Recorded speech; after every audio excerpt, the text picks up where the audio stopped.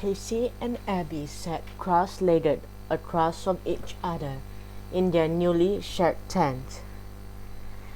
Sharing a tent with Abby was not on the agenda before, and Casey couldn't help but think this was some sort of punishment. She cleared her throat. "Sorry we have to share a tent," Casey said.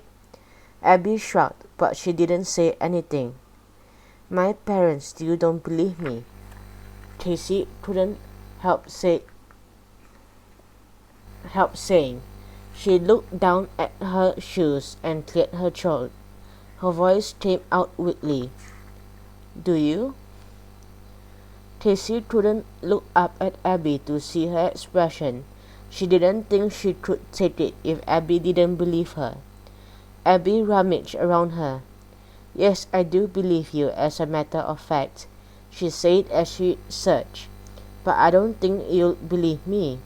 She slipped her book out from under a pile of clothes and then looked at Casey. "No one ever believes me at school. Everybody thinks I'm crazy."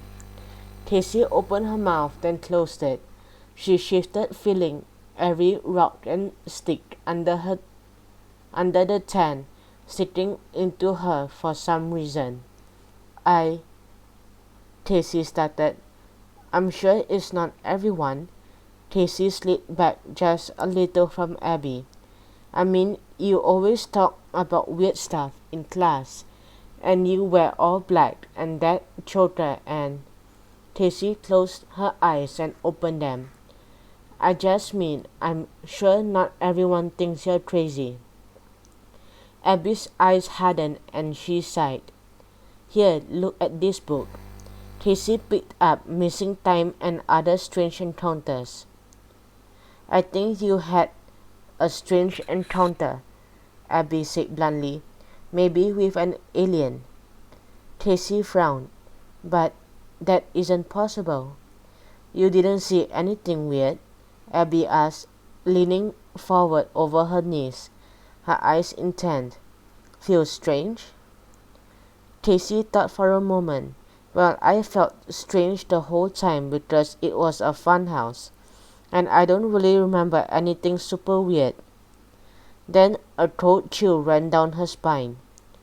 "Oh my gosh, I forgot. There was something strange. There was a cutout of a gray alien in the mirror room, but then it moved. I thought it was an animatronic or something." She shuddered. Abby's mouth set in a grim line, as if she expected as much. "That book says Saucer, Washington has the most UFO and gray alien sightings in the world," Abby said. "Maybe that fun house wasn't a fun house. Maybe it was something creepier." Casey exhaled loudly. She looked at Abby and leaned back. "I mean, I don't understand what happened," Casey said. Do you think that alien was really—" "I don't know," Abby said. "But something weird happened. Maybe you should read that book and see what you think." Casey turned it over in her hands. She noticed that the spine was cracked and the pages were crumply in some places. Abby had read this book a lot, and Casey looked at Abby and saw the glimmer of hope in her eyes. She realized that this was a peace offering. She smiled at her. "Thanks, Abby," she said. "I mean it. I will read this." Abby smiled back at her, softening her whole face. "Well, you know, such trash dough can come in handy sometimes." Casey flinched at the nickname people at school had given Abby, but Abby's smile didn't let up, so Casey grinned back. "Maybe you can tell me some of the stories you know, the strange encounters in this book, or in others you have read," Casey said. Abby's smile widened. "Yeah, I can do that." For the rest of the evening, Abby told Casey all about the stuff that interested her. Before the trip, Tracy would have thought her stories were a little bananas. But now, after her weird night, she wasn't so sure. And anyway, she started to actually like Abby. Beneath all the eyeliner, she was actually really smart and funny.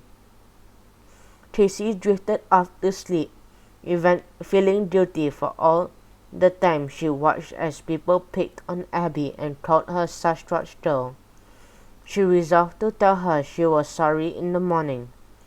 All night, Tracy had weird dreams of white lights and strange sensation in her arm. When she suddenly awoke with a start, the night had given way to the first light of day. It took Tracy a minute to get her bearings. Her forearm itched, and she stretched it. Then she remembered her dream and looked down.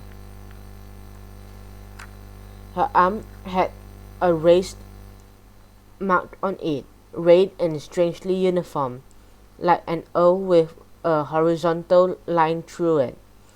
Tracy turned to Abby about her arm, but Abby wasn't in her sleeping bag, or in the tent at all.